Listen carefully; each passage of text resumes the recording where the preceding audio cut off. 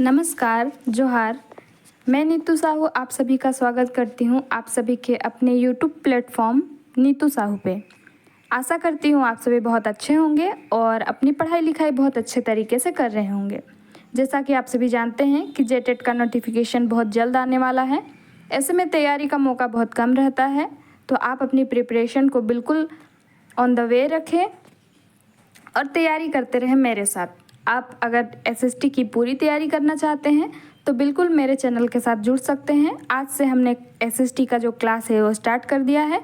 बिल्कुल सिलेबस के अकॉर्डिंग मैं आप सभी को एसएसटी का पूरा सिलेबस कवर करवाऊंगी।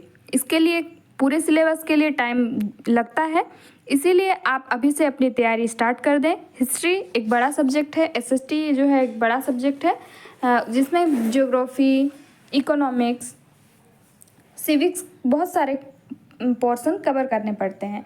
तो मैं आप सभी को कभी एमसीक्यू के फॉर्म में और कभी थ्योरी के फॉर्म में सारे चीज़ों को कवर करवाऊंगी। और आप सभी अपना कॉपी पर नोट्स बनाते चले, ये मेरा आप सभी से रिक्वेस्ट है, क्योंकि आप जब रिवीजन करना चाहें तब एग्ज़ाम जब सामने हो तब आप उसका क्विक रिवीजन कर पाएँ। तो आप अपनी नोटबुक, कॉपी और पेन तैयार रखें और जुड़े रहें, मेरे साथ बने रहें और एसएसटी की चिंता बिल्कुल छोड़कर मेरे साथ मेरे चैनल पर बने रहें। तो चलिए स्टार्ट करते हैं बिना टाइम वेस्ट किए और देखते हैं आज का जो टॉपिक है। आप सभी अगर सीटेट की तैयारी कर रहे हैं, किसी भी स्टेट की तैयारी कर रहे हैं, स्टेट में जो टेट एग्ज़ाम होते हैं उसकी तैयारी कर रहे हैं, या फिर झारखंड टेट की तैयारी कर रहे हैं, या बीपीएससी 3.0 या 4.0 लिखने जाने की तैयारी कर रहे हैं, तो आप सभी मेरे साथ मेरे चैनल पर बिल्कुल जुड़ सकते हैं और मैं आप सभी को बिल्कुल ऑथेंटिक जो है इन्फॉर्मेशन दूंगी और बहुत ही कम समय में आपका सारा जो टॉपिक है उसे क्लियर करवाऊंगी। तो चलिए हम बढ़ते हैं अपने आज के टॉपिक पर। हमारा आज का टॉपिक है मगध डायनेस्टी यानी मगध राजवंश। आप सभी जानते हैं कि 16 महाजनपद जो हुए उसमें से सबसे जो शक्तिशाली महाजनपद हुआ वो है मगध महाजनपद।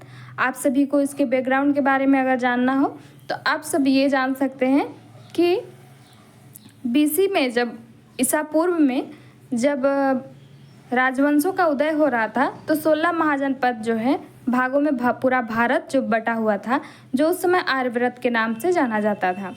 हमारा आर्यव्रत 16 महाजनपदों में विभाजित होने पर भी इसमें कुछ राजवंश जो थे वो गणतंत्र थे। गणतंत्र यानी उनका शासन जो है राजा नहीं करते थे, जनता ही करते थे। जनता चुनती थी शासक, जैसे अभी चुना जाता है।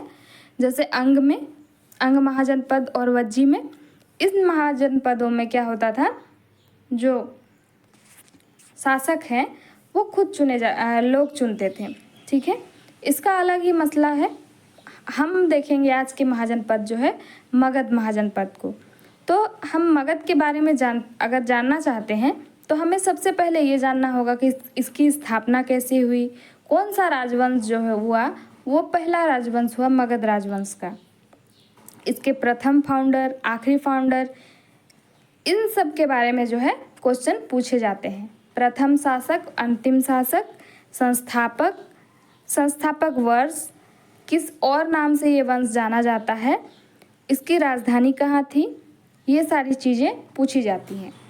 तो चलिए चलते हैं और देखते हैं आज का हमारा मगध राजवंश। आप स्क्रीन पर हमारे भारत का फोटो देख पा रहे होंगे, मैप देख पा रहे होंगे। ये जो ब्लू कलर किया हुआ है ये हमारा मगध राजवंश है। मगध राजवंश का पहला राजवंश जो है 544 ईस्वी में स्थापित हुआ ईसा पूर्व में। इसे कहा जाता है हर्यक राजवंश। हर्यक राजवंश जो है इसका पहले राजवंश इसका माना जाता है। इसके पहले भी राजवंश हुए होंगे लेकिन उनका उल्लेख जो है हम नहीं पाते हैं किसी भी चीज़ में, या फिर उनका प्रॉपर तरीके से किसी भी चीज़ में उल्लेख नहीं किया गया है। इसीलिए मगध जो वर्तमान बिहार, उड़ीसा और पश्चिम बंगाल, झारखंड का कुछ हिस्सा इसमें मिला हुआ है, जिसे हम मगध के नाम से जानते हैं। वर्तमान गया और पटना का जो इलाका है बिहार का, वो मुख्य रूप से मगध राजवंश के रूप में जाना जाता है। अगर आप पटना स्टेशन कभी गए होंगे तो पटना स्टेशन अपने आप में ही, रेलवे स्टेशन अपने आप में ही मगध राजवंश का जो है जीता जागता उदाहरण है। वो आपको सारा इतिहास से परिचित करा देगा बिना बोले। अगर आप कभी पटना स्टेशन गए हैं तो आप ज़रूर परिचित हो जाएंगे बिहार के इतिहास से। वो जो राजवंश है वो मगध राजवंश है। तो चलिए चलते हैं, देखते हैं मगध जो राजवंश है उसका पहला राजवंश हर्यक था। हर्यक राजवंश की स्थापना कब हुई? हर्यक राजवंश की स्थापना 544 ईसा पूर्व में हुई। 544 ईसा पूर्व में मगध राजवंश की स्थापना किसने की? तो इसकी स्थापना बिंबिसार नामक राजा ने की। याद रखिएगा, इसका नाम है बिंबिसार। जिसने प्रसार किया मगध राजवंश का, उस राजा का नाम है बिंबिसार। आपको याद करवाने का उत्तरदायित्व तो मेरा है। आप बस वीडियो को बहुत अच्छे तरीके से ध्यान से देखेंगे और देखने के बाद जब वीडियो एंड हो जाती है तो हो सकता है आपको समझ में आ चुका हो, तब आप रिपीट कर कर जो है नोट्स बना सकते हैं। पहली बार में ही नोट्स प्रिपेयर करने की कोशिश ना करें। क्यों? क्योंकि इससे आपका जो है सुनने की क्षमता और लिखने की क्षमता जो है डाइवर्ट हो जाती है दोनों, और इससे कंसंट्रेशन पावर नहीं बढ़ पाता, नहीं हो पाता है, कंसंट्रेट नहीं कर पाते हैं आप, और या तो आप लिख लेंगे या तो आप समझ नहीं पाएंगे। ठीक है, तो इसीलिए मेरा एडवाइस है आपसे कि आप जब करें काम तो एक ही काम करें, या तो लिखें या तो पढ़ें। अगर आपको नोट्स बनाने हो तो आप बाद में वीडियो को आगे कर या फिर आप वीडियो को फास्ट पे चला के नोट बना सकते हैं। मगध राजवंश जो है इसका पहला राजवंश हर्यक राजवंश को माना जाता है। इसकी स्थापना कब हुई? 544 ईसा पूर्व में हुई, और इसके प्रथम राजा जो है यानी संस्थापक बिंबिसार को माना जाता है। जिसने प्रसार किया वो है बिंबिसार, ये आप याद रखिएगा। जिसने मगध राजवंश का प्रसार किया वो है बिंबिसार। हमने बहुत सारी चीज़ें एक ही बहुत झटके में जान ली और हम याद भी रख पाएंगे इसको। अब पूछा जाता है कि आखिरी हर्यक वंश का जो आखिरी राजा था वो कौन था? तो आखिरी राजा जो है मगध को जिसने डस लिया वो था नागदशक। नागदशक जो है हर्यक राजवंश का अंतिम राजा हुआ। आप सभी याद रखेंगे इसे। प्रसार किसने किया मगध राजवंश का? बिंबिसार ने। और लास्ट में क्या हुआ? नागदशक ने इसे डस लिया। तो आप सबको ये चीज़ याद हो गया होगा। चलिए हम बढ़ते हैं अपना अगला पॉइंट पे। ये राजवंश जो है वो पितृहंता वंश के नाम से भी जाना जाता है। अब आप कहेंगे कि पितृहंता वंश क्यों?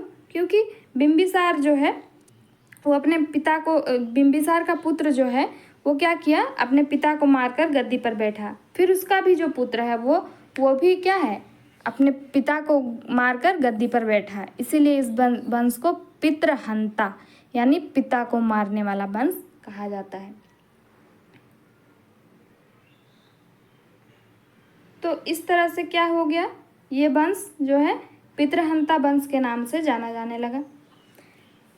तो आप आगे देखेंगे कि इस वंश की राजधानी कहाँ रही होगी। तो बिंबिसार ने इस राजवंश की राजधानी जो है गिरिव्रत से राजगृह शिफ्ट कर दी थी। जो बिंबिसार था उसने गिरिव्रत से जो है जब स्थापना की तो राजगृह को अपना राजधानी बनाया था। लेकिन इसमें यह भी क्वेश्चन पूछा जाता है कि किस राजा ने जो है राजगृह से पाटलिपुत्र को अपनी राजधानी बनाई। तो अजातशत्रु का जो पुत्र था उदयन, उसने क्या किया? अपने जो राजगृह से पाटलिपुत्र उसकी राजधानी बदल दी। तो पाटलिपुत्र राजधानी किसने बनाई? उदयन ने। और गिरिव्रज या राजगृह को राजधानी किसने बनाई? तो बिंबिसार ने। तो हमारा जो हर्यक राजवंश है इससे मेन प्रश्न जो है यही पूछे जाते हैं। मैं आपको एक बार इस राजवंश के जो है राजा के बारे में बता देती हूँ जिससे आपको याद रह जाए सब कुछ।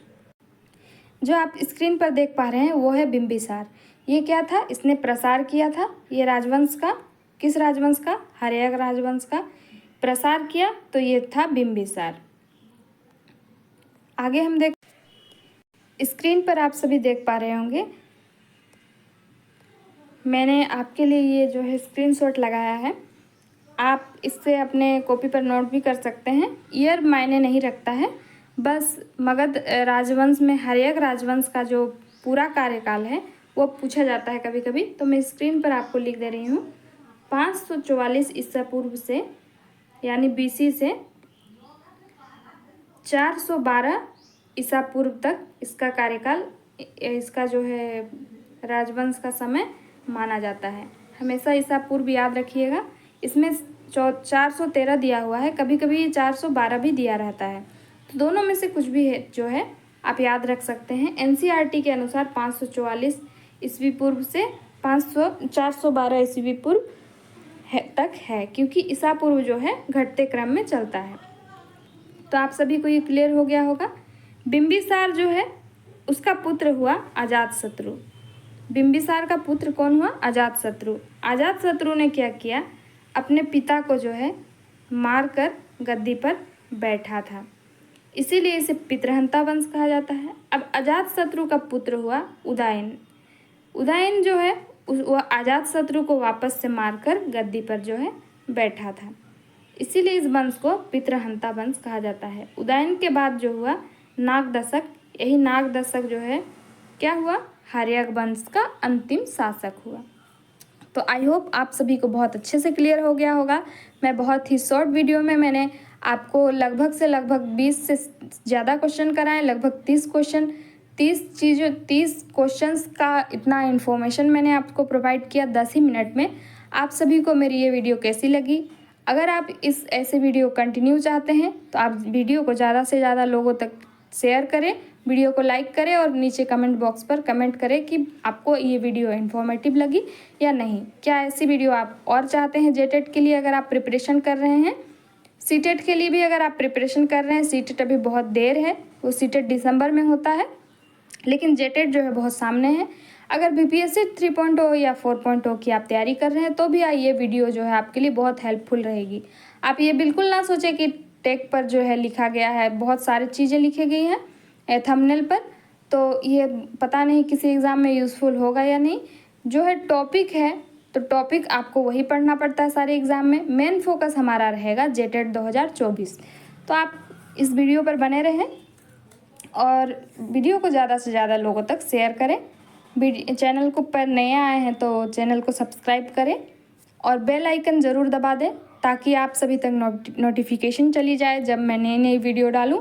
आज हमारा पहला जो स्टार्टिंग था, ईसा पूर्व यहीं से स्टार्ट होती है हिस्ट्री की, तो मैंने आप सभी के लिए वीडियो डाला मगध राजवंश का। इसके बाद मैं आप सबके लिए कंटिन्यू वीडियो डालूंगी, तो आप बने रहें। हमारा अगला वीडियो होगा मगध शासन के अगले जो राजवंश होगा शिशुनाग वंश, उस पर। तो आप हो सके तो उस पर देख के भी आइएगा कुछ भी चीज़ें, अगर आपके पास नोट्स पड़ी होंगी तो, वरना मैं आपको सारी चीज़ें जो है डिटेल्स में यहाँ पर करा दूँगी। आज के इस वीडियो में इतना ही। आप सभी का धन्यवाद। आप सभी का दिन शुभ हो और ऐसे ही आप सभी पढ़ाई करते रहें।